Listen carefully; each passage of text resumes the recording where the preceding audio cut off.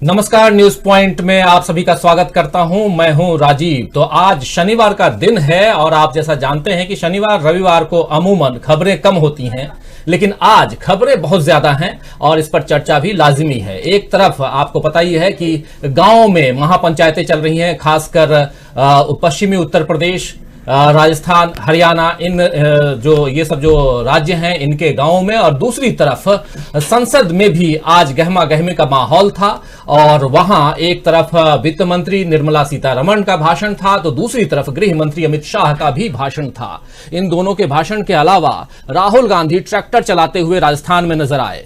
तो इन सारी बातें जो हैं, सारी खबरें जो हैं, इसके अलावा भी कई खबरें हैं, जैसे दीप सिद्धू जो 26 जनवरी का गुनहगार है लाल किले पर झंडा फहराने का, उसे आज लाल किला ले जाकर के और वहां पर फिर से रिक्रिएशन जिसे कहते हैं कि क्या कुछ कैसे हुआ, ये दिल्ली पुलिस और क्राइम ब्रांच के लोग देख रहे थे। तो खबरें बहुत कुछ हैं और इस पर चर्चा के लिए हमारे साथ मौजूद हैं हमारे कार्यकारी संपादक जयशंकर गुप्त। जयशंकर जी, आपका स्वागत है और स्वागत करता हूं आप सभी साथियों का जो हमारे साथ जुड़ गए हैं, जो जुड़ने वाले हैं और इस चर्चा में भाग लेने वाले हैं। आप जैसा जानते हैं कि हम अपनी चर्चा तो करते ही हैं, साथ साथ आपके विचार भी हम देश दुनिया तक पहुंचाते हैं, आपके विचारों पर भी हम चर्चा करते हैं, बात करते हैं। इसलिए आप बने रहिए, जुड़े रहिए और हमारी इस चर्चा में भाग लेते रहिए। तो जयशंकर जी, आज कई सारी खबरें हैं। संसद में आपको याद होगा कि परसों राहुल गांधी ने भाषण दिया था और उनके भाषण के दौरान उन्होंने जो भाषण में जो कुछ भी कहा, हालांकि बहुत लंबा भाषण नहीं था, 23 मिनट 24 मिनट का भाषण,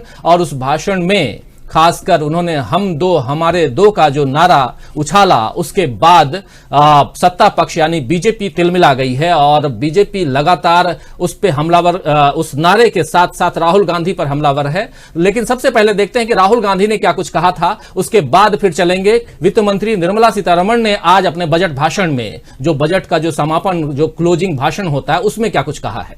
सबसे पहले, सालों पहले फैमिली प्लानिंग का एक नारा था, आपको याद होगा, हम दो हमारे दो।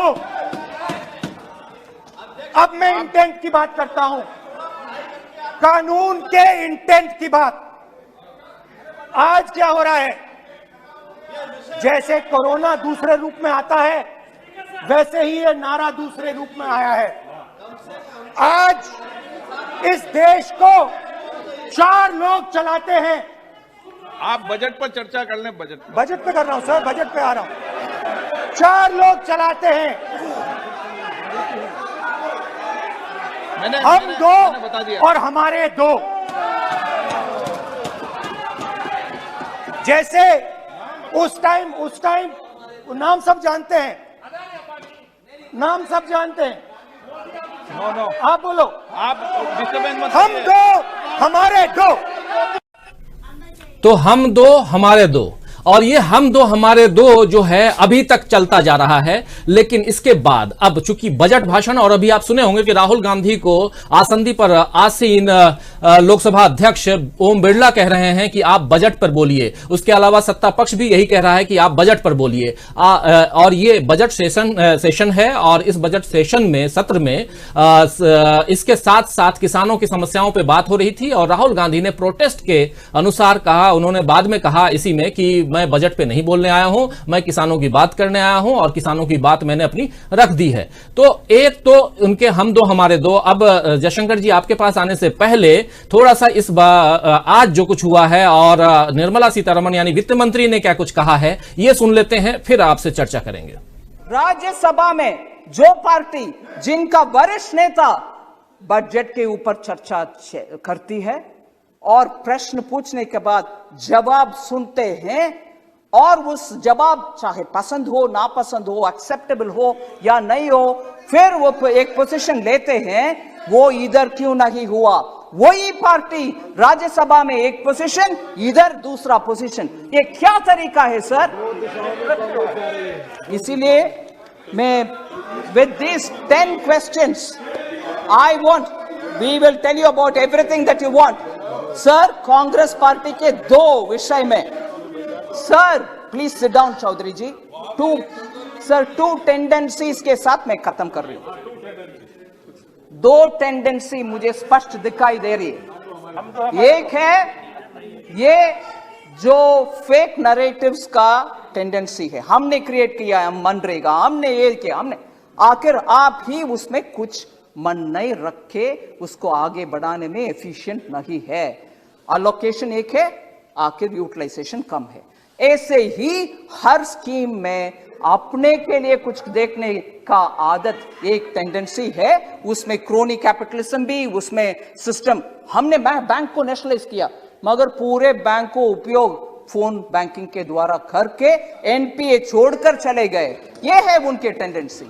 This is one tendency of create institution, misuse them, use it for our own, हम दो हमारे दो, and end of the day keep accusing others. That is one tendency, sir.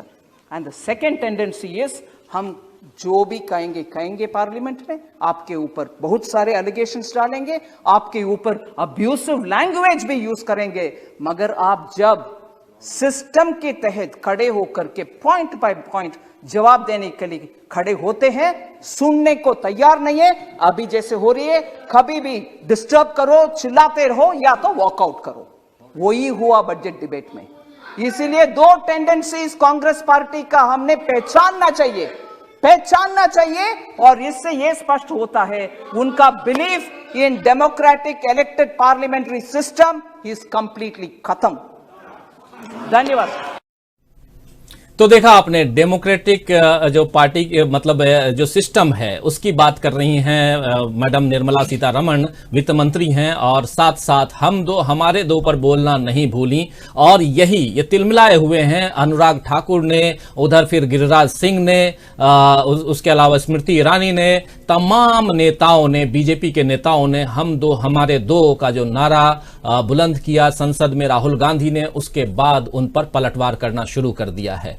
तो जयशंकर जी, सबसे पहले हम दो हमारे दो और उसके बाद बजट भाषण, जिसमें ये कह रही हैं कि आपको बजट पे बोलना था लेकिन आपने बजट पे नहीं बोला, आप कुछ और पे बोलते चले गए। लेकिन बात यहां ये आती है कि आप भी तो कुछ और पे बोल रही थी।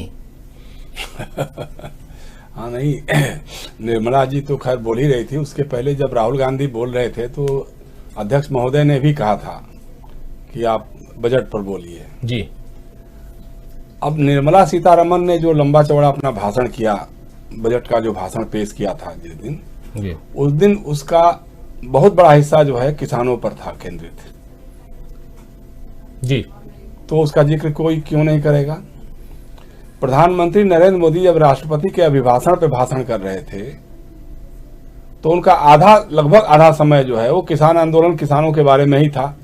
वहीं से आंदोलन जी भी आया, आंदोलन जीवी शब्द की इजाद भी उन्होंने की जी। तो उस समय स्पीकर को ये बात क्यों नहीं ध्यान में आई कि राष्ट्रपति के अभिभाषण पे चर्चा की जानी चाहिए। राष्ट्रपति के अभिभाषण में किसानों या किसान आंदोलन या किसानों की समस्या पर कितना जिक्र था, लेकिन आपने अपने भाषण का आधा से अधिक हिस्सा जो है किसानों और किसान आंदोलन पर निपटा दिया। तो इसलिए देखिए, होता क्या है कि ये एक ऐसे हम लोकतंत्र में जी रहे हैं जिस लोकतंत्र में सत्ता जो कहे, सत्ता सरकार चलाने वाले जो कहें वही ध्रुव सत्य है। उसके अलावे अगर कोई भी कुछ कहता है तो फिर उसका कोई मतलब नहीं है, वो उसको खारिज कर दिया जाएगा। अब देखिए, हमारी निर्मला सीतारमण जी, दुर्भाग्य की बात है, मैं क्या कहूं, ये जवाहरलाल नेहरू विश्वविद्यालय से पढ़ी लिखी हैं। पता नहीं, थोड़ा बहुत तो हिस्ट्री पार्टी की और अपने लोगों की, पार्लियामेंट की, उनको पढ़नी ही चाहिए। कुछ समय मिले तो थोड़ा लाइब्रेरी में जाकर के देखना चाहिए। भाई, यूपीए सरकार में कितने सत्र के सत्र बीजेपी के लोगों ने चलने नहीं दिए थे, एनडीए के लोगों ने चलने नहीं दिए थे, जाम कर दिया था। उस समय तत्कालीन विपक्ष के नेता राज्यसभा में अरुण जेटली ने और लोकसभा में सुषमा स्वराज जी ने जी। ये भाषण आप अगर खोजिएगा तो यूट्यूब पे मिल जाएगा। आप अगर खोज दीजिए कि साहब वो पार्लियामेंट जाम इन यूपीए रिजीम, हाँ, बिल्कुल आपको मिल जाएगा, दोनों के भाषण मिल जाएंगे जी। और अरुण जेटली जी ने और सुषमा स्वराज जी ने दोनों ने कहा था कि संसद को नहीं चलने देना या संसद को जाम करना भी हमारे लोकतांत्रिक दायित्वों में है, अधिकार नहीं, दायित्वों में, मतलब हमारा कर्तव्य है जी। तो थोड़ा बहुत तो निर्मला जी को पढ़े लिखे होने का सबूत देना ही चाहिए। जिस जाहिलपने की बात करती हैं वो तो वित्त मंत्री के रूप में ये बात शोभा नहीं देती है। और देखिए जिस तरह से हमारे दो राहुल गांधी ने कहा उसमें क्या गलत क्या है। आज हमारी जो सरकार है जी, उसको पर्दे पर 2 लोग और पर्दे के पीछे 2 लोग, यही लोग तो चला रहे हैं, इसमें कौन सी बड़ी बात है। लेकिन आप अब उस पे कि जीजा और क्या बेटी और क्या क्या 10 तरह की जो बातें कर रहे हैं, मतलब कुछ भी माँ बेटे बहन और जीजा, बेटे बहन और जीजा की बात आप कर रहे हैं भाई। अभी अब मैं सुन रहा था, आपने अभी क्लिप दिखाई है निर्मला जी की, वो बता रही थी कि साहब राष्ट्रीयकरण तो आपने किया बैंकों का, लेकिन फोन बैंकिंग के जरिए एनपीए बढ़ाया गया और उसको निजी फायदे के लिए इस्तेमाल किया गया। भाई 7 साल हो गया यार आपको सरकार चलाते हुए, 7 साल में एक भी मामला निकाल करके आप पकड़ के बंद कर दिए होते। हाँ जी, ये जो बैंक का लोन दिलवाया था आपने, या जो लोन लिया था आपने, या आपने जो फायदा लिया था, उसके चलते इतना एनपीए बढ़ गया तो हम आपको गिरफ्तार कर रहे हैं। हम लोग तो कब से इंतजार कर रहे हैं। आप 2013-14 के अपने भाषण उठा के देख लीजिए कि उठा के बंद कर देंगे, गिरफ्तार कर देंगे। हम कब से जो तथाकथित जीजा जी हैं, पता नहीं 2G 3G जीजा जी कहते थे, तो जीजा जी को आज तक तो आपने गिरफ्तार नहीं किया, क्या वजह है भाई? लोग तो जानना चाहते हैं ना। आप कहते थे साहब स्विट्जरलैंड के बैंकों में इतना विदेशी धन है, जमा है, सब निकाल के लाएंगे। आज आप काले धन के सिट्टी पिट्टी गुम हो गई है, कभी काले धन का नाम ही नहीं लेते हैं आप तो जी। मतलब इस तरह गैर जिम्मेदार बात। देखिए अगर कोई सांसद करे तो थोड़ी देर के लिए क्षम्य हो सकता है जी, लेकिन देश की वित्त मंत्री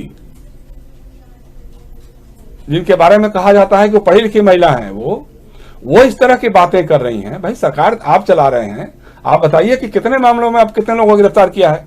जो लोग एनपीए के मामले में आए हैं दायरे में, चाहे वो नीरव मोदी हो, चाहे मेहुल चौकसे हो, चाहे विजय माल्या हो, ऐसे तमाम लोग जितने लोग हैं, नाम किसका किसका लेंगे, लंबी फहरिस्त है। उन सब लोगों के रिश्ते बीजेपी के साथ जाहिर हो जाते हैं। बीजेपी के सहभागिता से लोग भाग के जाते हैं। आज तक आप किसी को लाए नहीं, पकड़ करके लाए नहीं जी। तो ये तो सीधी सी बात है ना। इसलिए आप बच नहीं सकते हैं। आप इस तरह की बातें करके कि वो किसान आंदोलन पे क्यों बोल रहे हैं। अरे भाई किसान, इस देश का किसान जो है दिल्ली की सीमा पे आकर के डटा हुआ है।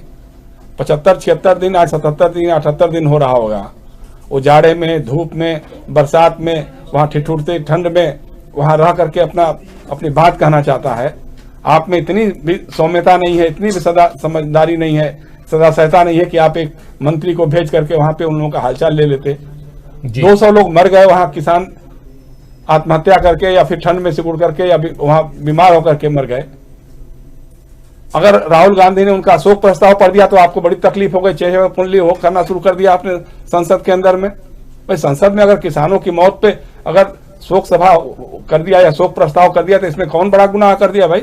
आप कितने लोग करते हैं? अच्छा, कल जिस ढंग से उस पर जवाब पे कहा, किसी मंत्री ने, किसी ने कहा कि साहब इस तरह से तो कोई कहीं कोई मर जाएगा और सीमा पर जवान मर जाएंगे तो उनका, मतलब ये कोई बात है क्या? किसान 200 किसान मर गए हों यहीं आपके दिल्ली के सीमा पर आकर के, और उनके बारे में चर्चा ना कोई करे तो ये तो सोचने वाली बात है। बिल्कुल ये सोचने वाली बात है। और साथ साथ राहुल गांधी अगर हम दो हमारे दो कहते हैं तो आखिर हम यही चर्चा कर रहे हैं कि आखिर बीजेपी क्यों तिलमिलाई हुई है और कहीं ना कहीं तार जोड़ने की कोशिश जैसे राहुल गांधी ने हम दो हमारे दो के साथ किया कि ये सरकार जो है 2 लोग चला रहे हैं, 2 लोगों के लिए चला रहे हैं, उसी ढंग से बीजेपी कह रही है कि वो भी जो हैं वो भी 4 लोग यानी हम दो हमारे दो, यानी कि वार पलटवार जारी है उधर। और दूसरी तरफ हमारे कई साथी जुड़े हुए हैं, सबको साथ में जोड़ लूं और उसके बाद जयशंकर जी हम अपनी बात को और आगे बढ़ाते हैं। बहुत सारी खबरें हैं दोस्तों, हमारे साथ बने रहिए।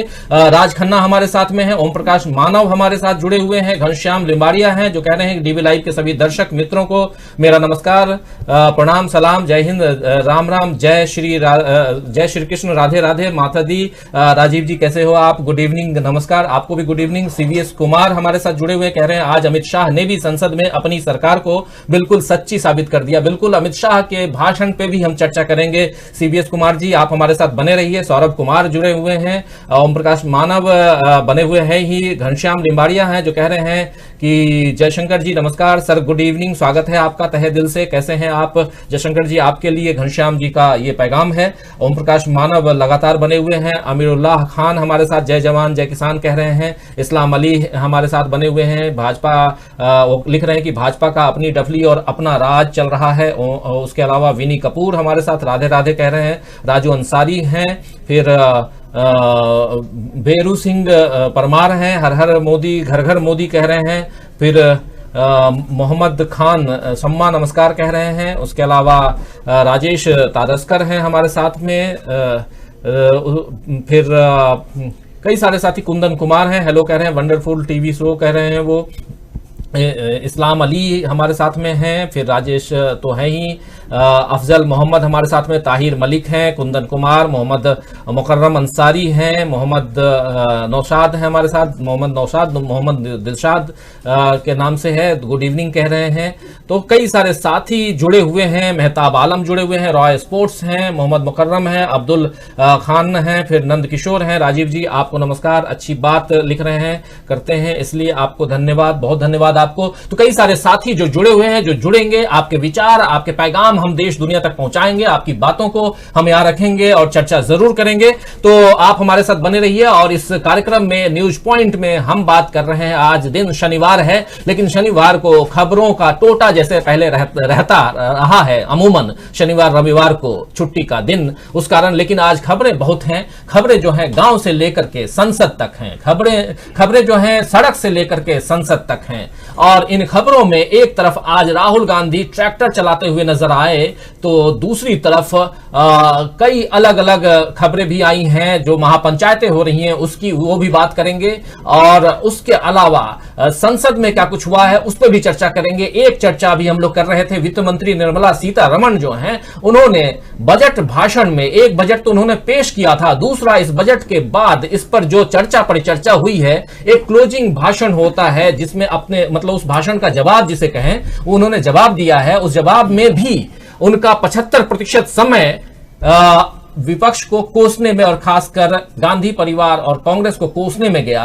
तो आखिर एक तरफ आप ये कह रही हैं कि राहुल गांधी को जब मौका मिला तो उन्होंने बजट पे बात न रख करके उन्होंने अपनी बात किसानों पे रखी, जो उन्होंने संसदीय प्रणाली के लिए ठीक नहीं किया है और संसद के लिए और खासकर राष्ट्रपति का उन्होंने अपमान किया, उनके भाषण का अपमान किया है। तो दूसरी तरफ सवाल ये उठता है कि आप भी तो पलटवार कर रही हैं मैडम, तो क्या आप किसी ऐसी प्रणाली का अपमान नहीं कर रही हैं? एक बड़ा सवाल है जिस पे हम अभी चर्चा कर रहे थे। हमारे साथ बने हुए हैं हमारे कार्यकारी संपादक जयशंकर गुप्त और दोस्तों साथियों शुभचिंतक, आप सब हमारे साथ बने हुए हैं, जुड़े रहिए। आप सबका एक बार फिर से जो बाद में जुड़े हैं स्वागत करता हूं, इस्तकबाल करता हूं। और इस खासकर चूंकि ये हमारा कार्यक्रम अलग अलग प्लेटफॉर्म्स पे भी सेम टाइम लाइव होता है, फेसबुक पे भी लाइव होता है, तो जो दोस्त साथी हमारे साथ फेसबुक पे जुड़े हुए हैं उनका भी मैं स्वागत करता हूं, जो साथी हमारे साथ यूट्यूब पे जुड़े हुए हैं वो आप सबका भी स्वागत कर रहा हूं और इस कार्यक्रम को आगे बढ़ाता हूं। सबसे पहले अब बताऊंगा, आपको पता है कि राहुल गांधी 2 दिवसीय यात्रा पे राजस्थान में है। राजस्थान में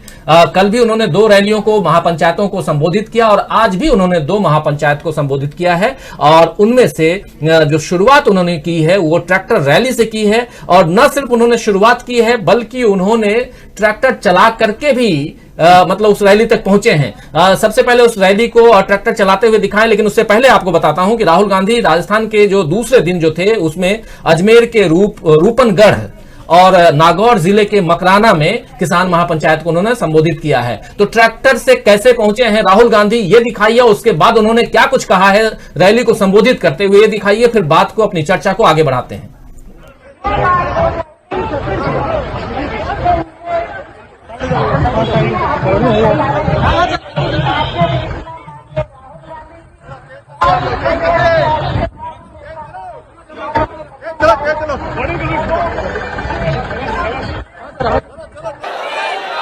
पहला कानून कहता है कि हिंदुस्तान के किसी भी कोने में बड़े से बड़े उद्योगपति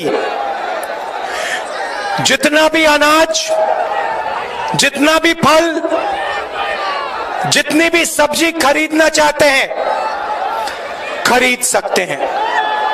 भाई और बहनों, अगर देश के कोने कोने में कोई भी अनाज खरीद सकता है, जितना भी खरीदना चाहता है खरीद सकता है, तो मंडी का क्या मतलब रहा? पहले कानून का लक्ष्य मंडी को खत्म करने का, मंडी की हत्या करने का है।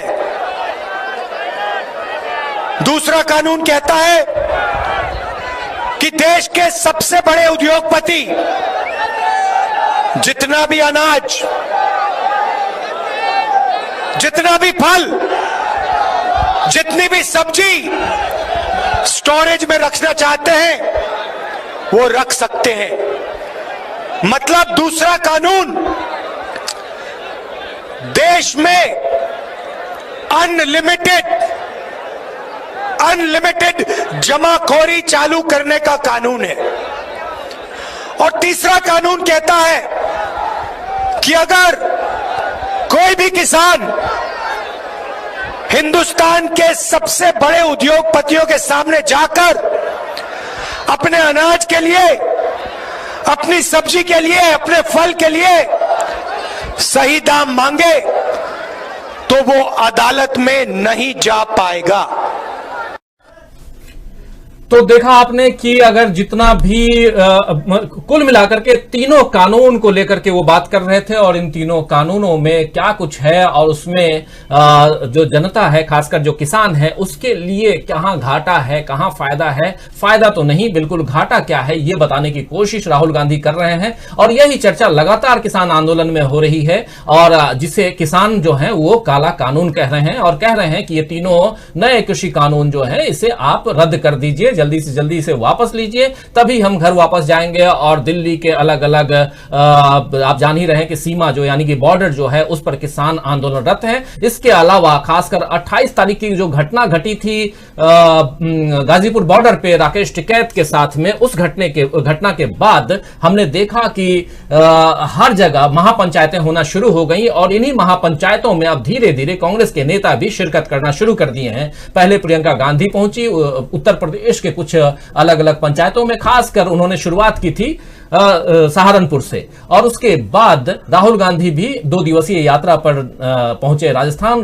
कल उन्होंने 2 जगह महापंचायत को, किसान महापंचायत को संबोधित किया था और आज उन्होंने 2 महापंचायतों को संबोधित किया है। सबसे पहले जयशंकर जी ये जानना चाहता हूं कि लोग ये कह रहे हैं कि ये जो महापंचायतें हो रही हैं और इस महापंचायत में एक तरफ तो पहले राकेश टिकैत और किसान नेता ये कहते थे कि ये हमारा जो आंदोलन है ये पॉलिटिकल नहीं है, अब सरकार और सरकार के नुमाइंदे ये कहने लगे हैं कि ये पूरा का पूरा पॉलिटिकल है। और इसे जैसा कि ये लोग बताने की कोशिश कर रहे थे कि ये पंजाब यानी कि जहां कांग्रेस की सरकार है उसके द्वारा स्पॉन्सर्ड है और एक राज्य से निकल करके अब अलग अलग जगहों पे, और जैसा आज वित्त मंत्री के भाषण को भी अगर सुनिए देखिए तो उसमें भी यही है कि सरकार को बदनाम करने की कोशिश इस आंदोलन के द्वारा हो रही है। क्या कहेंगे? तो विपक्ष से उनकी उम्मीद क्या है? विपक्ष को क्या करना चाहिए? भारतीय जनता पार्टी ने या जनसंघ ने 70 के दशक में जब गुजरात आंदोलन हुआ था तो क्या किया था? गुजरात के बाद बिहार गए थे जी। बिहार में जयप्रकाश नारायण कहते थे कि साहब ये किसी दल के नेता का यहाँ कोई जरूरत नहीं है, मंच से उतार देते थे लोग। पता लगा कि अगर ये किसी दल से जुड़े हुए हैं तो उनको एकदम बाहर कर देते थे। लेकिन धीरे धीरे करते करते बाद में क्या हुआ, सारे राजनीतिक दलों के लोग उसमें शामिल हो गए। भाई देखिए, ये तो मुश्किल क्या है कि मोदी जी एक मदारी की तरह से काम करते हैं और अपने वाक जाल में विपक्ष को फंसा ले जाते हैं। विपक्ष का धर्म है, अगर कोई आंदोलन उसकी राय में सही हो रहा है तो उसमें उसको शिरकत करना चाहिए। क्यों नहीं करना चाहिए? भाई किसान हमारे जो अन्नदाता हैं उनकी परेशानी हो रही है, वो परेशान है। जो कानून आपने बनाया, एक तो देखिए बार बार सरकार कहती है, प्रधानमंत्री ने भी कहा, कृषि मंत्री ने भी कहा कि साहब ये लोग बता नहीं रहे हैं कि साहब इस 3 कानूनों में गलत क्या है, उनमें प्रॉब्लम कहाँ है। जी संसद में भी लोगों ने बताया, सभाओं में लोग बता रहे हैं, पंचायतों में बता रहे हैं, हम लोग लगातार चर्चाओं में बता रहे हैं कि भाई इसमें भला क्या है। आप यही सब समझा दो ना कि हाँ किसान को क्या इससे फायदा होने वाला है। जी अगर अदालतों की जगह एसडीएम सुनवाई करेगा तो इसका क्या फायदा होने वाला जी। है, आप ये समझा दीजिए। आप कॉन्ट्रैक्ट फार्मिंग से क्या लाभ होने वाला है, जिस लाभ को पंजाब के किसान, हिमाचल के किसान जो हैं पेप्सी के साथ भुगत रहे हैं। पेप्सी के साथ जो आलू का उन्होंने कॉन्ट्रैक्ट कर लिया था कि हाँ हम आपको आलू देंगे, उस पेप्सी का जो ये चिप्स बनाने के लिए, आलू का चिप्स बनाने के लिए, जी तो आज वो पेप्सी कह रहा है कि नहीं हमारे सांचे में आपका आलू फिट नहीं हो रहा है। तो उसी तरह से गेहूं के बारे में कहेंगे, खाद आप उनसे ही लीजिएगा, बीज आप उनसे ही लीजिएगा, रासायनिक उर्वरक जो कुछ भी है सब वही तय करेंगे। फिर वो 3 बार जब एक तो फसल बोई जाएगी, फसल खड़ी होगी और फसल पक के तैयार होगी, वो निरीक्षण करेंगे आकर के कि हाँ साहब है कि नहीं है, हमारे जो पैमाना हमने तय किया उस पैमाने पे है कि नहीं है फसल। फिर जो तय हो जाएगा कि अगर 25 क्विंटल आपको देना है और इस रेट पे देना है, तो अगर 24 क्विंटल हो गया तो 1 क्विंटल फिर अपने घर से आप लाके खरीद करके लाके उनको दो। जी अभी तक होता क्या है कि जैसे गन्ने की खेती हो रही है, मक्के की खेती हो रही है, तो कई बार लोग कोई तोड़ करके मक्का ले जाता है, घर में खा लेता है या खिला देता है दोस्त मित्रों को, या हम लोग भी कभी राह चलते जाते हैं तो गन्ने के खेत से ऊख हम लोग कहते हैं, ईख कहते हैं उसको, कि उसको तोड़ा और चूसा, चूस के आगे बढ़ गए। किसान कभी पूछता भी नहीं है कि भाई आपने कैसे करे, कहा भैया 2 ठो और ले लीजिए आप। अब लेकिन वो नहीं होगा, अब हमको कहां से देगा वो, किसान अपने घर में भी नहीं ले आ सकेगा। ये है आपकी कॉन्ट्रैक्ट फार्मिंग। फिर उसके लिए आपको कर्ज लेना पड़ जाएगा, किसान को अपने जो आपका जो होगा जिससे आपका कॉन्ट्रैक्ट होगा उससे पैसा भी चाहिए, आपको बीज खरीदना है, सारा कुछ खरीदना है, क्योंकि वही उसी से आपकी इकोनॉमी चलने वाली है। और अगर पैसा आप नहीं दे पाएंगे तो उस पर ब्याज लगेगा, फिर ब्याज पे ब्याज लगेगा तो जमीन आपकी रेहन होगी या फिर उसके पास चली जाएगी। एक तो ये हो गया। दूसरा, जैसे अभी राहुल गांधी समझा रहे थे, और ये बात तो सबको मालूम है कि भाई आपने जमाखोरी का कानून खत्म कर दिया। जब भी पहले कभी जब होता था, महंगाई बढ़ती थी, किसी चीज की किल्लत बढ़ती थी, तो सरकार छापे मारती थी, बड़े व्यापारियों के यहाँ छापे मारती थी, उनके गोडाउन्स में छिपा करके प्याज रखा हुआ है, छिपा करके अनाज रखा हुआ है, और निकल के आता था, फिर मार्केट में बराबर हो जाता था, रेट डाउन हो जाते थे। अब क्या है कि अब चूंकि आप कितना भी रख सकते हैं, अब कितना भी कौन रख सकता है, छोटा मोटा व्यापारी तो नहीं रख सकता है, नहीं। वो रखेगा वो जो 1 लाख टन का साइलो बना करके पड़ा हुआ है। और जब राहुल गांधी जब कहते हैं हम 2 हमारे 2, तो इसमें कौन सी गलत की बात है भाई? कानून आप आज बना रहे हैं और साइलो 3 साल पहले बन जा रहे हैं। जो फैसले आपके होते हैं, रिलायंस जियो बाद में शुरू करता है, बीएसएनएल पहले से डूबना शुरू हो जाता है जी। जो आपके फैसले होते हैं, जियो की यूनिवर्सिटी अभी बनी भी नहीं होती है, उसको आप अवार्ड दे देते हैं जी।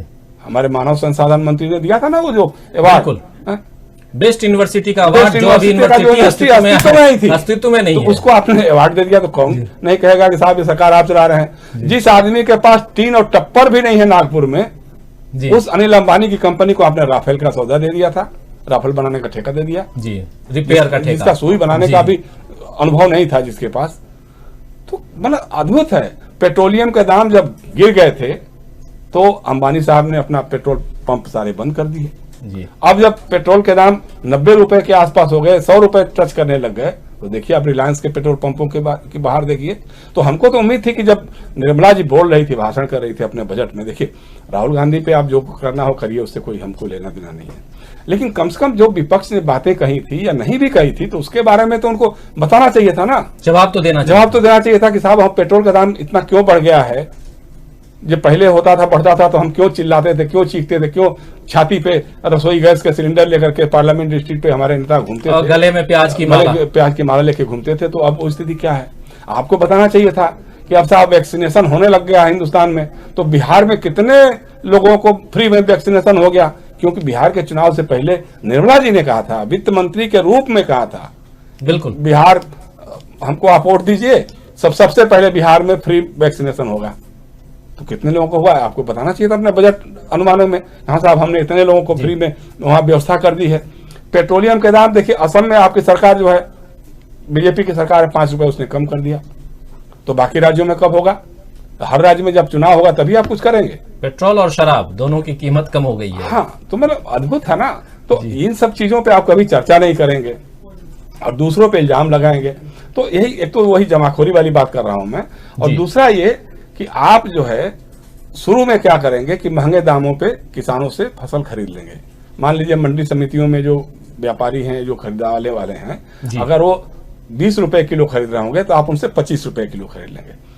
तो मंडी में कोई नहीं जाएगा, सब आपको माल दे देगा, आप कैश पैसा भी दे देंगे, आपके पास कैश भी है, और लेकर के वो चला जाएगा जी। लेकिन मंडी की व्यवस्था टूट जाएगी। अब उसके बाद क्या होगा? अब फिर जब किसान आएगा आपके पास तो आप कहेंगे कि नहीं साहब अभी तो रेट ज्यादा है नहीं, हम तो इतने में कर देंगे आपको, देखो। अब उधर मंडी में कोई व्यापारी रहेगा ही नहीं खरीदने के लिए आपका माल। तो फिर क्या होगा? सरकार जो खरीदती है, देखिए ये बात बार बार मोदी जी ने उस दिन बोल दिया, लेकिन मुश्किल है ना कि हमारा विपक्ष भी कभी उस ढंग से हाजिर जवाब या तैयार नहीं रहता है। जी। 2013 में जो फूड सिक्योरिटी बिल आया था, मनमोहन सिंह के कृषि सुधार कानूनों के बारे में तो आप चर्चा करते हैं, लेकिन जो फूड सिक्योरिटी बिल आया था उसी सरकार ने, उसके बारे में नहीं कहते हैं कि 80 करोड़ लोगों को 2 रुपए किलो गेहूं, 3 रुपए किलो, 2 किलो चावल और गेहूं मिलेगा 2 और 3 रुपए किलो। वो कहां से मिलेगा? वो जब सरकारी खरीद होगी। तो सरकारी खरीद होगी कहां से? जब सारा माल जो है अडानी अंबानी साहब के साइलों में भर जाएगा तो किससे खरीदेगी सरकार और कैसे बांटेगी गरीबों को? तो ये सिर्फ किसानों के ऊपर नहीं है, ये गरीब लोगों पर भी ये चोट है। ये कृषि कानून जो है, जो गरीब हैं, जो राशन कार्ड से अनाज लेते हैं, उनके ऊपर भी चोट है।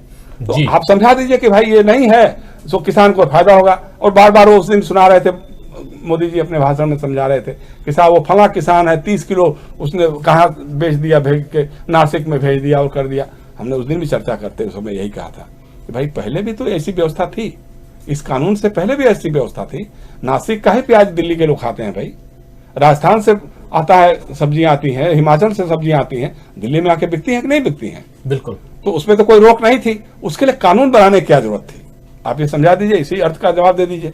तो आप बार बार पूछते हैं कि राहुल गांधी या विपक्ष के लोग या किसान जो हैं ये नहीं बताते हैं कि इस कानून में खामी क्या है।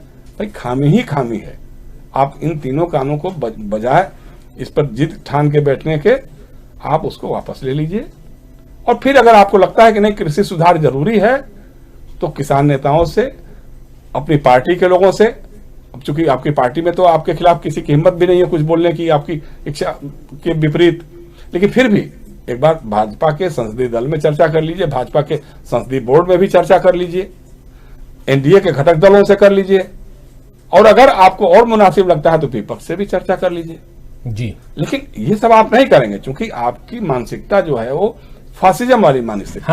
हमारे दो वाली है। हाँ कि बस जो हमको गाइड करेंगे। जो राहुल गांधी ने जो कहा आप है, देखिए सबसे बड़ी बात क्या है राजीव जी, ये सबसे चिंताजनक बात है कि अडानी साहब और अंबानी जी जो हैं, पहले उन्होंने सारे बिजनेस के क्षेत्र जितने हो सकते हैं उसमें अपना दबदबा कायम कर लिया जी। हवाई जहाज भी खरीद लिया, हवाई अड्डे भी खरीद लिए, रेलवे स्टेशन भी खरीद लिया, रेल लाइनें भी खरीद ली, रेलगाड़ियां भी खरीद ली जी। दूरसंचार का बीएसएनएल का भट्ठा बैठा करके अपना ये भी शुरू कर दिया। तो अब सारे क्षेत्रों में जब हो गए तो अब एक क्षेत्र जो दिखाई देता है, अडानी साहब ने कहा होगा कि मोदी जी देखो जरा सा वो जमीन का मामला जो है ना जी, कृषि पर, क्योंकि भाई किसान फोन ले या ना ले लेकिन खाना तो खाएगा जी। आम आदमी जो खाना तो खाएगा, रोटी तो खाएगा ही खाएगा, तो उस फील्ड में जाना जरूरी है। लो भाई अगर आप चाहते हैं तो हम इस तरह का एक कानून लगा देते हैं। तो अगर ये होगा तो फिर तो हमारे दो में कहीं कोई गड़बड़ नहीं है, ये बात सही है। और राहुल गांधी ने जो कहा है उसमें कहीं गलत। देखिए राहुल गांधी आज की तारीख में एकमात्र ऐसा आदमी है जो इस देश के बारे में, इस देश के किसानों के बारे में, इस देश के आम आदमी के बारे में सोचता है। इसमें कहीं दो राय नहीं है। आप उसको पप्पू कहिए, लप्पू कहिए, चाहे जो भी कहिए, आप खुद को फेंकू कहिए, हमको कोई तकलीफ नहीं है। लेकिन वो आदमी बात सही कर रहा है। बस फर्क यही है कि कांग्रेस को जिस तरह से लीड करना चाहिए, वो लीड सरकार के खिलाफ अपोजिशन को एकजुट करने की जो व्यवस्था होनी चाहिए। क्योंकि देखिए उस समय भी ना जब यूपीए सरकार थी तो बीजेपी लीड में थी, लीड पोजीशन में थी, और बीजेपी सबको जोड़ करके अपना एनडीए करके वो कुछ करती ही रहती थी। तो आप खाली बस एक तो ये तैयार कर रखो कि इनका जो आईना है इन्हीं को दिखाओ कि भाई साहब ये आपका भाषण उस समय का था, जेटली जी ने ये कहा था, सुषमा जी ने ये कहा था, राजनाथ जी ने ये कहा था, मोदी जी आपने एमएसपी के बारे में कैसे लिखा था। अब उस दिन मैं सुन रहा था बजट पे ही जो भाषण हो रहा था, हरसिमरत कौर जो अकाली दल सबसे पुराना एलाइज है बीजेपी का था का जी, बीजेपी का सबसे पुराना एलाइज था। मतलब हमको लगता है कि जनसंघ के जमाने से 77 में भी जनता पार्टी के साथ मिलकर के लड़ा वो, और उसके बाद से लगातार आपके साथ बना रहा है वो। उसकी सांसद जो मंत्री भी थी, उसने अपना केंद्रीय मंत्री भी छोड़ा, उसकी सांसद ने कहा कि मुख्यमंत्री गुजरात के रूप में मोदी जी आपने ये लिखा था कि एमएसपी होना चाहिए, एमएसपी के आधार पर प्रोक्योरमेंट होना चाहिए। आज आप क्यों भूल रहे हैं? तो आप अपना अतिथि भूल जाते हैं। मुश्किल यही है कि आपने जो कुछ भी कहा था जी भाई, एमएसपी की बात आप बार बार करते हैं कि एमएसपी था, है और रहेगा, लेकिन ये हम जानना चाहते हैं, हम ये कहना चाहते हैं कि एमएसपी तो रहेगा ही रहेगा, लेकिन एमएसपी पे खरीद की गारंटी होगी कि नहीं, इसको आप कानूनी दर्जा दे दीजिए, कानून में 2 लाइन लिख दीजिए, बात खत्म हो जाती, किसान खुश हो जाएंगे। लेकिन आप ये भी करने को तैयार नहीं है जी। लेकिन ये करने को तैयार नहीं है। साथ साथ लेकिन बात ये भी हो रही है कि जो महापंचायतें हो रही हैं जयशंकर जी, उन महापंचायतों में अब कहा जा रहा है कि खासकर जो जाट बहुल क्षेत्र है और जो इस पंचायत को यानी इस आंदोलन को जाटों ने कैप्चर कर लिया है और जाट इसको लीड कर रहे हैं। इसको किस रूप में देखते हैं और ये आरोप कितना सही है ये भी कहा जा रहा है, क्योंकि देखिए आंदोलनकारी जो किसान हैं उनके ऊपर लगातार ये भी आरोप लगते रहे। सबसे पहले तो ये खालिस्तानी हैं, क्योंकि पंजाब से आए हुए थे, पहले पंजाब में बातें हो रही थी, किसानों का जबरदस्त वहां विरोध चल रहा था। उसके बाद इन्हें खालिस्तानी कहा गया, फिर इनके तार पाकिस्तान से जोड़े गए, इनके तार चाइना से जोड़े गए, इन्हें माओवादी कहा गया, टुकड़े टुकड़े गैंग कहा गया, तमाम बातें हुई। और उसके बाद अब आंदोलन जीवी भी हो गए हैं इसमें शामिल। एक तरफ प्रधानमंत्री नरेंद्र मोदी इस आंदोलन को पवित्र कहते हैं, तो दूसरी तरफ इसमें कहते हैं कि आंदोलन जीवियों का भी इसमें उनकी पैठ हो गई है जो इस आंदोलन को खराब कर रहे हैं। तो एक सवाल तो, और इस पे हम लोग चर्चा कर भी चुके हैं जयशंकर जी, की आखिर एक तरफ आप पवित्र कह रहे हैं तो फिर इनकी बात सुन क्यों नहीं लेते, और आपके अनुसार परजीवी या आंदोलन जीवी जो लोग हैं वो अगर घुसपैठ कर रहे हैं तो फिर उनको पकड़ के अंदर कीजिए ना, बात खत्म। दूसरी बात, लेकिन अब जो सवाल मेरा है यही कि आखिर क्या कारण है कि इस आंदोलन को राकेश टिकैत के बाद कहा जा रहा है कि ये सिर्फ और सिर्फ जाटों का आंदोलन हो गया है? नहीं, ऐसा तो एकदम गलत कहना होगा। मैं आज ही गाजीपुर बॉर्डर पे गया था जी, तो हमारे घर के पास में ही है। हमसे वहाँ 2 नौजवान मिले, अब नौजवान तो हमारी उम्र का भी एक लड़का मिला वहाँ हमारे साथ में, हमारे गाँव का ही है, सुरेश यादव। वो भारतीय किसान यूनियन का सेक्रेटरी है बहुत पहले से, जब महेंद्र सिंह टिकैत के जमाने से वो लगातार काम कर रहा है, वो यहाँ जमा हुआ है। एक अनिल यादव आकर के मिला, वो वही हमारे जिले का ही, मऊ जिले का ही है, वो भी वहाँ थे। ऐसे तमाम लोग, देखिए मुश्किल क्या है कि दिल्ली के आसपास के जो इलाके हैं वहां से आने में उनको कोई असुविधा नहीं है, आ सकते हैं आराम से, ट्रैक्टर लेकर के, कार लेकर के, गाड़ी लेकर के। लेकिन पूर्वी उत्तर प्रदेश से या बिहार से या मध्य प्रदेश के किसी और सुदूर इलाके से या छत्तीसगढ़ से या राजस्थान से या और जगहों से भी, एक तो उनके पास पैसे नहीं है उतना कि वो ट्रैक्टर और ये ट्रक या कार लेकर के आ सकें। रेलगाड़ियां आपने बंद करके रखी हुई हैं, रेलगाड़ियां जो चल भी रही हैं उसमें जनरल डब्बा है ही नहीं। आपको जिसका रिजर्वेशन होगा वही गाड़ी में चढ़ सकता है, वही आ सकता है। तो ये सारी जो आपने व्यवस्थाएं करके रखी हुई हैं उसके चलते लोग नहीं आ पा रहे हैं। ऐसा नहीं है कि लोगों में गुस्सा नहीं है, ऐसा नहीं है कि लोगों की परेशानी नहीं है। इसीलिए आप देखिए कि जब कभी किसी और इलाके में भी पंचायतें हो रही हैं, जैसे मान लीजिए राहुल गांधी कर रहे हैं राजस्थान में, तो आप भीड़ तो हो रही है बिल्कुल, या टिकैत जा रहे हैं कहीं पे और या और भी लोग जा रहे हैं। तो देखिए चूंकि अगल बगल के इलाके हैं, जितने भी आंदोलन दिल्ली में हुए हैं, अन्ना का आंदोलन में कौन लोग थे? दिल्ली के लोग थे ना, दिल्ली के अगल बगल के लोग थे ना, बिल्कुल। या फिर उसके पहले आरक्षण विरोधी आंदोलन हुआ तो जिसको हमारे भाजपा के लोग ही हवा दे रहे थे, उसमें सारे यही अगल बगल के हरियाणा और ये राजस्थान और उत्तर प्रदेश के, पश्चिम उत्तर प्रदेश के जाट लोग थे। हाँ, जो नजदीक के लोग रहते हैं जल्दी आ सकते हैं, जल्दी आ सकते हैं, उनकी सुविधा भी होती है, उनकी व्यवस्था भी हो जाती है। अब वो वहां से कोई पूर्वी उत्तर प्रदेश से आएगा या बिहार से आएगा, कौन उसकी व्यवस्था करेगा, कहाँ रहेगा, कैसे देखेगा, तो ये सब दिक्कतें तो होती हैं। लेकिन ये कहना जो है वही दो मुहापन है आपका ना। आप एक बार कहते हैं कि बहुत पवित्र आंदोलन होता है, आंदोलन बहुत पवित्र है, लेकिन उसमें गलत लोग शामिल हो गए। भाई अगर हमको लग रहा है कि ये बात गलत है, चाहे हम कोई भी हो, जो बात हमको गलत लग रही है मैं उसका विरोध करूंगा, सीधी सी बात है। चाहे वो फ्रंट कोई भी हो, आंदोलन कोई भी हो, भाई अगर हमको उस मुद्दे से असहमति है, हमको लगता है कि सरकार जो है किसानों के साथ ज्यादती कर रही है, तो जाहिर सी बात है कि हमारे जैसे लोग भी उसका विरोध करेंगे। इसमें कहां से हो जाता है? इसमें आंदोलन जो भी कहने की बात क्या होगी? आरएसएस लगातार हर आंदोलन में बिहाइंड द स्क्रीन था, बिल्कुल। अन्ना का आंदोलन था, रामदेव का आंदोलन था, बिहार आंदोलन था, जेपी का आंदोलन था। तो क्या आंदोलन, वो आंदोलन जी भी थे रहे, तो मोदी जी को तो सबक लेना चाहिए। क्योंकि मोदी जी ने कभी कोई आंदोलन नहीं किया, ये हम कह सकते हैं। नहीं, वो तो दावा करते हैं कि वो 1974 का जो आंदोलन था, उस आंदोलन में भी थे, नवनिर्माण आंदोलन में भी थे वो। जो स्टीयरिंग कमेटी बनी थी राजीव जी, जी। उस स्टीयरिंग कमेटी में उमाकांत मडकत थे, ये जो इनके हत्या हो गई थी वो थे, अशोक भट्ट थे, रघु यादव यहीं हरियाणा के थे, वो भी वहां उसमें इंजीनियरिंग की पढ़ाई करते थे, ये थे, ऐसे तमाम लोग, लेकिन उसमें मोदी जी का नाम नहीं था। जी। हो सकता है कि आंदोलन के किसी और, मतलब बहुत सारे लोग लगे होते हैं, वही कहा ना कि आंदोलन जी भी हो सकते हैं। उसके बाद सारथी के रूप में, आडवाणी जी के सारथी के रूप में बिल्कुल रहे। और राम मंदिर आंदोलन, वो भी आंदोलन कहा गया। तो जब आंदोलन कह रहे हैं और आंदोलन जीवी वर्ड यूज कर रहे हैं, तो आखिर ये समझना होगा कि आखिर एक तरफ आप जब आंदोलन करते हैं तो वो पवित्र हो जाता है, और दूसरा करता है तो आंदोलन जीवी या परजीवी हो जाता है। उनसे बात क्यों करते हैं आप कह रहे हैं कि साहब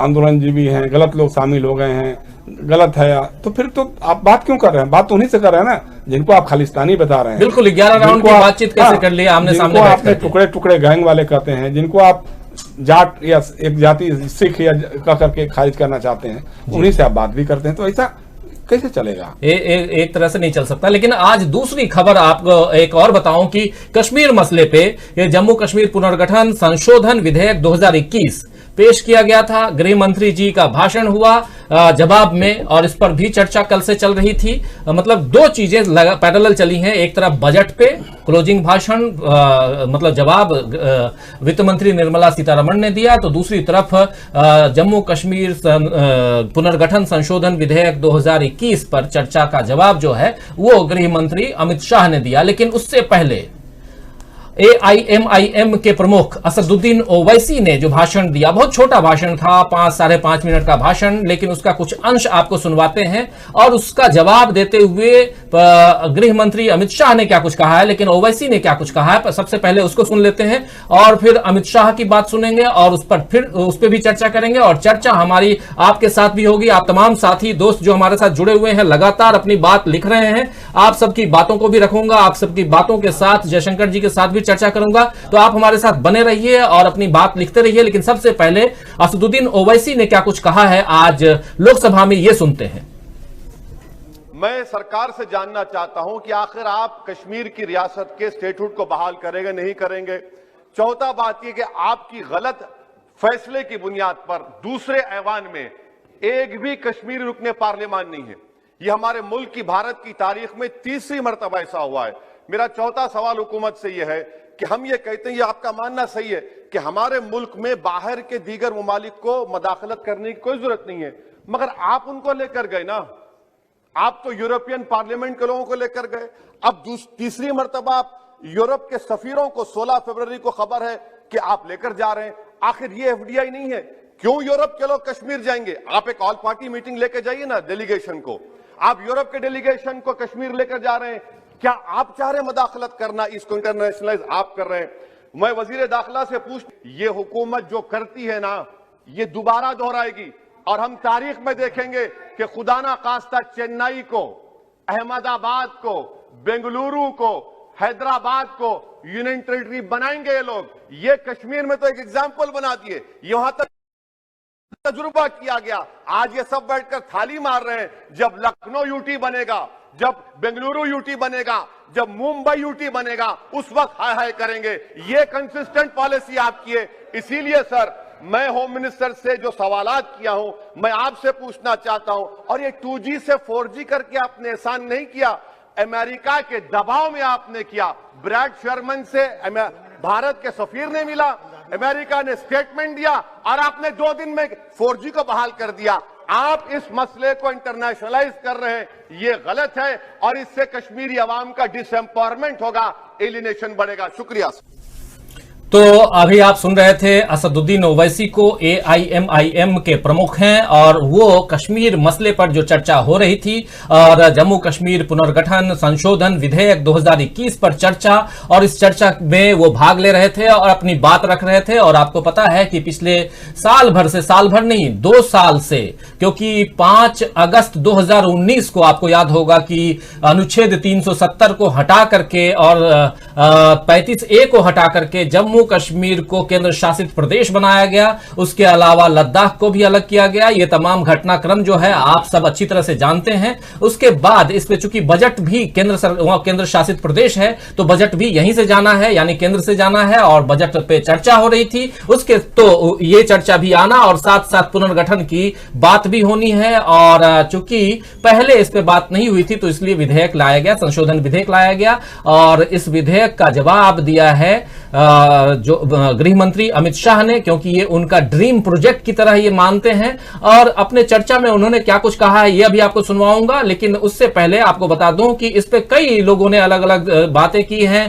कांग्रेस की तरफ से मनीष तिवारी ने बात रखी अपनी, और अभी दूसरे पार्टियों के लोगों ने बात रखी। लेकिन आइए जरा जयशंकर जी से बात करने से पहले ये सुन लेते हैं कि असदुद्दीन ओवैसी और तमाम विपक्षी दलों की बातों का जवाब कैसे दिया है गृह मंत्री ने, और उस पर आज के मसले, आज के हिसाब से कश्मीर कितना मायने रखता है इस देश के लिए, और जो दलीलें हैं खासकर सरकार के और सत्ता पक्ष की, वो दलीलें क्या कुछ कहती हैं। तो सबसे पहले सुन लेते हैं। माननीय अध्यक्ष जी, यहां कहा गया कि धारा 370 हटाने के वक्त जो वादे किए गए थे उसकी दिशा में क्या किया। मैं तो जरूर इसका जवाब दूंगा, मुझे मौका दे दिया आपने जवाब देने का।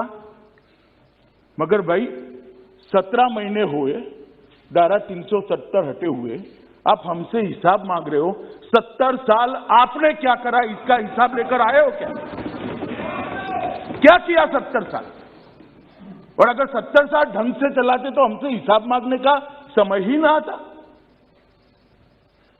माननीय अध्यक्ष जी, उनको भी मालूम है कि धारा 370 हटने के बाद अभी तो वहां पर प्रशासन स्थिति को संभाल रहा था, इतने में कोविड लग गया। 1 साल लगभग सब कुछ बंद रहा है और हमसे हिसाब मांग रहे हैं। मुझे कोई आपत्ति नहीं, मैं हिसाब देता हूं, आना पाई का हिसाब देता हूं, एक एक काम का हिसाब देता हूं, एक एक बात का हिसाब देता हूं, मुझे उसमें कोई आपत्ति नहीं। परंतु मैं इतना कहना चाहता हूं माननीय अध्यक्ष जी, जिनको पीढ़ियों तक शासन करने का मौका दिया, वो जरा अपने गिरेबान में झांक कर देखे कि हम हिसाब मांगने के लायक है या नहीं। तो देखिए, पीढ़ियों तक, आखिरी सेंटेंस सुनिए कि पीढ़ियों तक जो है वहां, मतलब वहां के आवाम ने आपको मौका दिया, लेकिन आप अपने गिरबान में झांक कर देखिए कि आप उस लायक हैं, सवाल करने के लायक हैं कि नहीं हैं। यह बड़ा सवाल है। एक साथी लिख रहे हैं जयशंकर जी की, सुनील गौंड है, वो लिख रहे हैं कि मैं आपके माध्यम से गृह मंत्री अमित शाह से सवाल पूछना चाहता हूं कि कब तक कश्मीर का नाम लेकर किसान की बात को आप टालते रहेंगे। तो किसान भी है, कश्मीर भी है, के हैं, लेकिन बात यही है कि कश्मीर को लेकर के और जो भी, और उसमें कोरोना भी है। आप देखिए, कश्मीर, कोरोना, किसान, तीनों तुकबंदी के हिसाब से बिल्कुल ट्रिपल के तो है। लेकिन कश्मीर में जो पिछले 2 साल से 1.5 साल से ज्यादा का वक्त गुजर चुका है, उसमें जो कश्मीर के जो हालात हैं, और अगर ये पूरा, हमने तो बहुत छोटा दिखाया है, पूरा अगर भाषण सुने तो उसमें ये कह रहे हैं कि वहां बहुत तरक्की हुई है। उसके अलावा कह रहे हैं कि हमने इतने रोजगार पैदा किए। ये कह रहे हैं कि कश्मीर के जो लोग हैं, वहां के बच्चे बाहर क्यों ना निकल सकते हैं, IAS क्यों नहीं बन सकते हैं। लेकिन सवाल का जवाब ये भी है कि वहीं से एक बच्चा जो है वो IAS बना और टॉप किया था, और अपनी पार्टी बना दिया दोबारा, फिर उस पार्टी को छोड़ करके फिर से अपने उसमें आ गए। तो बहुत सारी चीजें हैं, बहुत सारे सवालों के जवाब हैं जिसे विपक्ष को देना चाहिए। हम पत्रकार हैं, अपनी बात रखते हैं तथ्यों के साथ, दलीलों के साथ, और उसी पे बातचीत करते हैं। जयशंकर जी, आप दोनों का भाषण सुन रहे हैं, ओवैसी जी का भाषण भी सुने आप, और जिसमें 2G और 4G का जिक्र उन्होंने इसलिए किया था, ये सब एक बार रिकैप कर रहा हूं ताकि आप आराम से अपनी बात रखिए कि आपको याद ही है कि अभी कुछ दिन पहले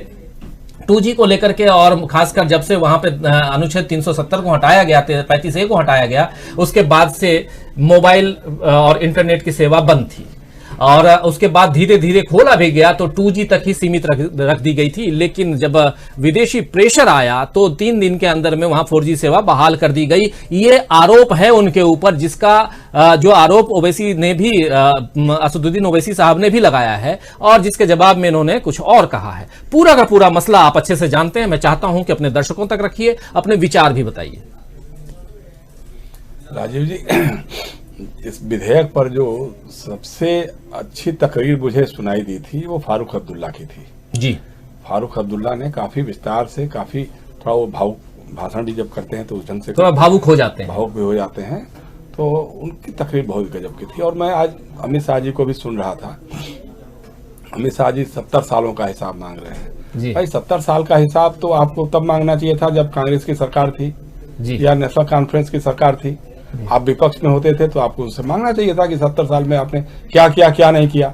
अब 70 साल के नाम पे आप खुद जवाब नहीं देंगे, 7 साल में आपकी सरकार ने क्या किया, या 17 महीने जो आप गिन रहे हैं, 17 महीनों में आपने क्या किया।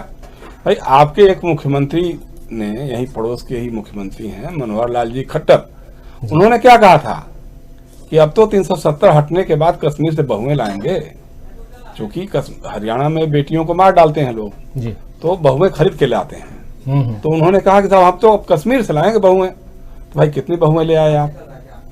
आपने पूरे देश भर में एक मैसेज भेज दिया कि अब 370 हट गया तो अब तो देश भर के लोग जाकर वहां पे जमीन खरीद सकेंगे, अपना बिजनेस व्यापार कर सकेंगे, अब मुख्य धारा में आ गया है कश्मीर।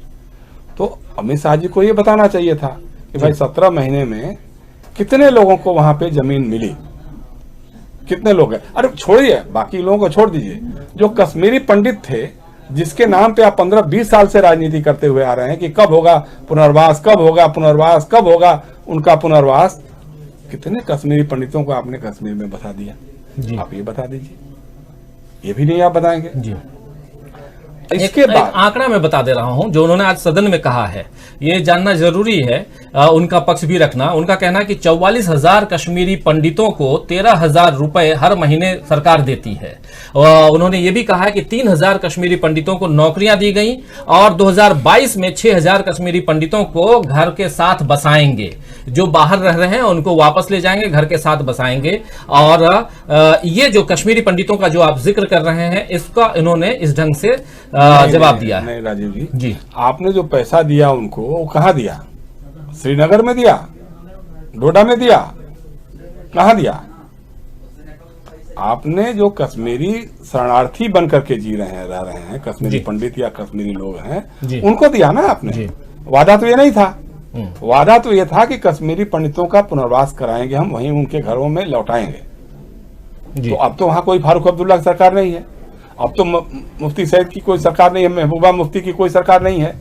और आज जब आप बात कर रहे थे तो वो कह रहा कि अब इस देश में 2 निशान वाली सरकार नहीं चलेगी, 2 निशान नहीं चलेंगे, 2 संविधान 2 निशान नहीं चलेंगे। भाई कितने, क्या हम बताएं, अच्छे शब्द नहीं है जी।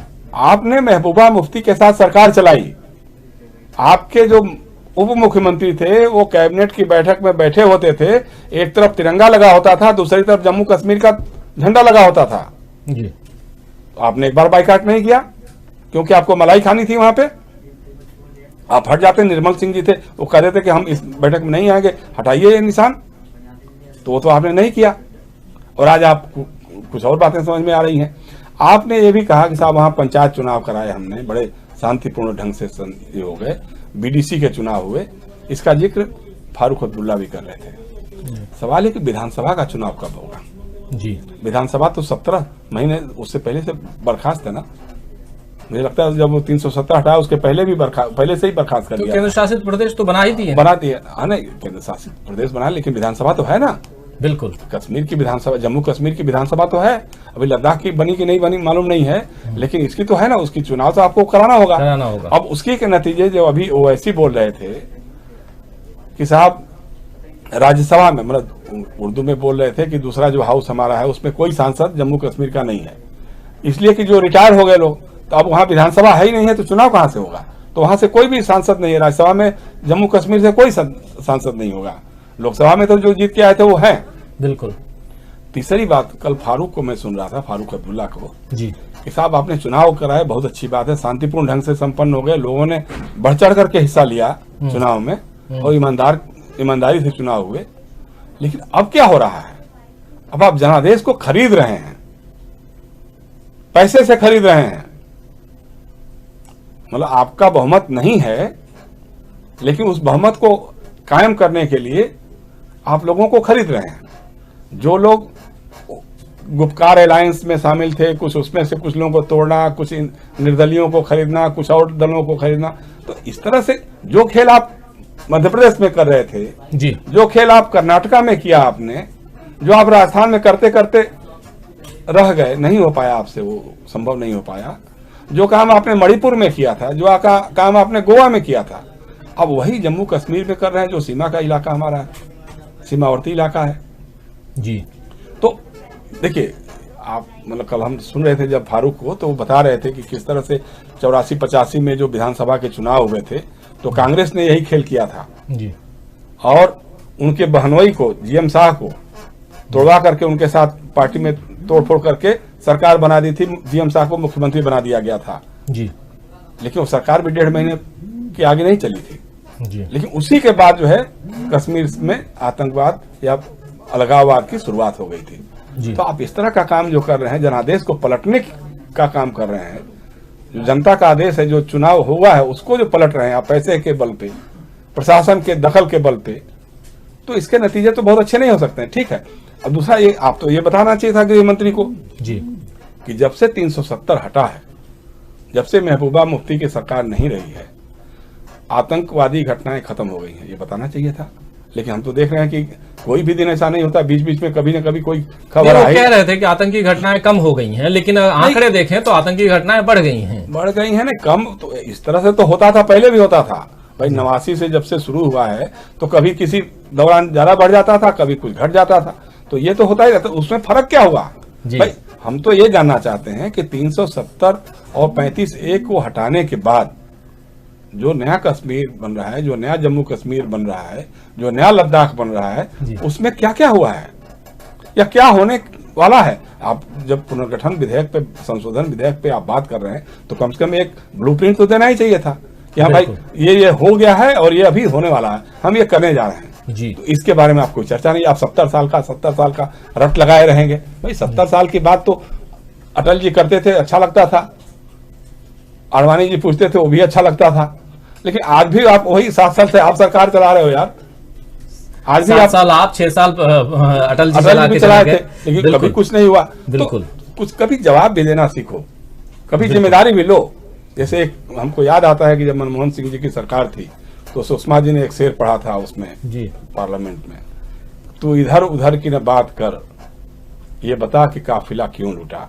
बिल्कुल, मुझे रह जनों से गिला नहीं, तेरी रहबरी का सवाल है जी, उसका जवाब जो है, जब शायर ने हमने कहीं खोजा उस शेर को, तो उसमें ये भी लिखा है, जी, मैं बताऊं काफिले क्यों लुटे, मैं बताऊं काफिले क्यों लुटे, तेरा रह जनों से था वास्ता, मुझे रह जनों से गिला नहीं, तेरी रहबरी का मलाल है। तो आपको ये बताना चाहिए, तेरी रहबरी का मलाल है। बिल्कुल, आपको ये बताना चाहिए कि रहबर कैसे रहजन बन गए, किस तरह से किसानों के ऊपर डाका डाल रही है सरकार, किस तरह से किसानों को कंगाल बनाने में जुटी हुई सरकार, किस तरह से बेरोजगारों की फौज बढ़ाने में जुटी हुई सरकार, किस तरह से आम आदमी को महंगाई की मार से तोड़ने में लगी हुई है सरकार। आपको ये बताना चाहिए, जब बजट पे आप भाषण करते हैं तो ये बताना चाहिए। जी बिल्कुल। मुमताज जुड़े हुए हमारे साथ सऊदी अरब से। वो कह रहे हैं कि मैं अभी सऊदी में हूं और मेरे साथ मेरा कश्मीरी दोस्त रहता है। वो कहता है सारा बिजनेस कश्मीर में खत्म हो गया है। तो ये देखिए अलग अलग बातें ये कश्मीर से हैं। कौशल कुमार मीना हमारे साथ जुड़े हुए हैं, जगतार सिंह हमारे साथ में बने हुए हैं, विनी कपूर हैं, नफीस अंसारी हैं, गुज्जर एम्पायर हमारे साथ में बने हुए हैं, फिर पवन कुमार बने हुए हमारे साथ, सतपाल सूद हैं, ईवीएम हटाओ देश बचाओ कह रहे हैं, कौशल कुमार मीना कह रहे हैं बीजेपी दीमक है जो भारत को खोखला कर दिया। तो सब अपनी अपनी बातें रख रहे हैं, अपने अपने विचार रख रहे हैं। दोस्तों हमारा समय अब खत्म हो गया है इस चर्चा का, लेकिन आज जो चर्चा, गंभीर चर्चा हम कर रहे थे, इस चर्चा में हम लोगों ने संसद से लेकर सड़क तक, गांव से लेकर कहें तो संसद तक, महापंचायत से लेकर संसद की पंचायत और गांव की महापंचायत जो चल रही है इस पे चर्चा करते रहे और हम यही जानने समझने की कोशिश करते रहे कि आखिर चल क्या रहा है देश में, सियासत का ऊंट जो है वो किस करवट बैठ रहा है। राहुल गांधी जिंदाबाद के नारे के साथ में ये हैंडल से हैं, कह रहे हैं कि सऊदी अरबिया से हैं, और समीम अंसारी, अख्तर अली भी हैं, समीर शर्मा हमारे साथ जुड़े हुए हैं। समीर शर्मा ने पहले लिखा भी था अपने वक्तव्य में, उन्होंने अपना विचार जो लिखा था, मैं चाह रहा था बीच में पढ़ना लेकिन चर्चा हमारी आगे बढ़ गई इसलिए नहीं पढ़ पाया मैं। लेकिन समीर शर्मा जी हमारे साथ लगातार जुड़ते हैं, कई सारे साथी जो हैं लगातार हमारे साथ बनते हैं, जुड़ते हैं और चर्चा में भाग लेते हैं, अपनी बातें रखते हैं। और दोस्तों हमारे साथ मौजूद थे, अभी भी मौजूद हैं इस चर्चा में, जयशंकर जी हमारे कार्यकारी संपादक और अपने विचार रख रहे थे, और साथ साथ आप सभी दोस्त साथी शुभचिंतक जो हमारे साथ जुड़े हुए थे, आप सबको बहुत बहुत धन्यवाद, शुक्रिया अदा करता हूं कि आप लोग हमारे साथ बने रहे, जुड़े रहे। और जयशंकर जी आपको भी बहुत बहुत धन्यवाद कि आपने चर्चा के लिए वक्त निकाला। और अब कल जो है हमारा घूमता हुआ आईना देखिए, कल मैं इस कार्यक्रम को शाम 6:30 बजे लेकर नहीं आऊंगा, लेकिन मंडे से सैटरडे हर शाम 6:30 बजे से आपके सामने रहेंगे हमारे किसी न किसी सहयोगी साथी वरिष्ठ पत्रकार के साथ, और दिन भर की गतिविधियों पर चर्चा लेकर के शाम 6:30 बजे से 7:30 बजे तक रोज हाजिर होऊंगा, संडे छोड़कर। लेकिन संडे हमारा वीकली प्रोग्राम घूमता हुआ आईना जरूर देखिए और अपने विचार वहां भी रखिए। और आप लोगों के पास कोई खबर, कोई मैसेज या कोई विचार ऐसे हों जो आप हम तक पहुंचाना चाहते हैं तो उसे भी जरूर अपने कमेंट बॉक्स के द्वारा, अलग अलग जो प्रोग्राम देखते हैं उसके द्वारा आप जरूर पहुंचाइए, हम उस पर भी बात करेंगे। तो देखते रहिए, हमारे साथ जुड़े रहिए आप, और दूसरे प्रोग्रामों के लिए और बने रहिए। और एक बार फिर से आपको शुक्रिया अदा करता हूं। नमस्कार।